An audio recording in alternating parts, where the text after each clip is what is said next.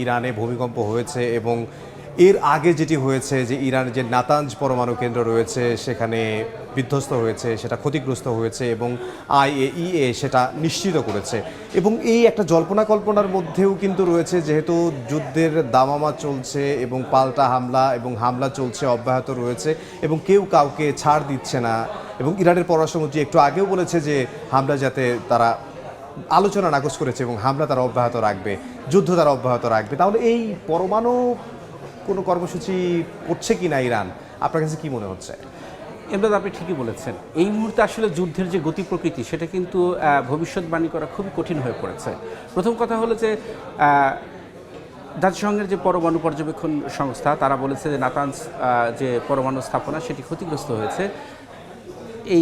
তাদের এই বক্তব্যের পরপরই কিন্তু আমরা ইরানে ভূমিকম্পের খবর পেলাম। হ্যাঁ। এবং আরও একটি বিষয় যে দেখতে পাচ্ছি যে ট্রাম্প কিন্তু বলেছে যে তারা আরও হামলা চালাবে এবং সেটার পরিসর হবে ব্যাপক এবং ভয়াবহ। এবং ট্রাম্প তিনি বলেছেন চিরকাল যুদ্ধ চালানোর মতো অস্ত্রের মজুদ তার রয়েছে।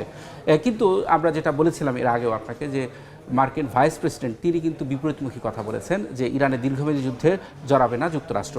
আবার মার্কিন পররাষ্ট্রমন্ত্রী মার্কো রুবিও তিনিও কিন্তু বলেছেন যে এই যুদ্ধ আসলে খুব শর্ট টার্ম, তাদের যে লক্ষ্য সেই লক্ষ্য বাস্তবায়ন হলেই চলে আসবে। কিন্তু আমরা দেখেছি যে মার্কিন প্রতিরক্ষামন্ত্রী গতকাল তিনি বলেছেন যে হয়তো প্রয়োজন বোধে যদি প্রয়োজন হয় তবে সেইখানে তারা স্থল অভিযানও চালাতে পারে, তবে সেটির সম্ভাবনা এখনও আসেনি।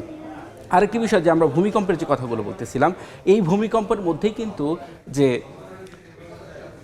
তুরস্কের যে পররাষ্ট্রমন্ত্রী হাকান ফিদান তিনি কিন্তু এই বর্তমান যে যুদ্ধের পরিস্থিতি সেই যুদ্ধের পরিস্থিতি নিয়ে কথা বলেছেন, যে এই ভূমিকম্পের পরপরই কিন্তু তিনি কথা বলেছেন।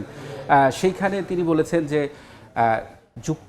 ইরান মধ্যপ্রাচ্যে যেভাবে অগ্রসর হচ্ছে, অর্থাৎ অন্যান্য যে প্রতিবেশী দেশগুলো পারস্য উপসাগরী দেশগুলোতে হামলা চালাচ্ছে, এই হামলাগুলো আসলে যুদ্ধের ব্যাপ্তিটা আরও ভয়াবহ আকার ধারণ করতে পারে। কিন্তু সেই সঙ্গে তিনি বলেছেন যে ট্রাম্প এবং যুক্তরাষ্ট্রের বর্তমান যে পরিস্থিতি সেইখানে পরিস্থিতি মনে হচ্ছে না যে তারা সহসাই এই যুদ্ধের ইতি টানবে, কারণ ট্রাম্পের যে বক্তব্য সেই বক্তব্যের মাধ্যমে স্পষ্ট হচ্ছে দীর্ঘমেয়াদে এই যুদ্ধ হতে পারে।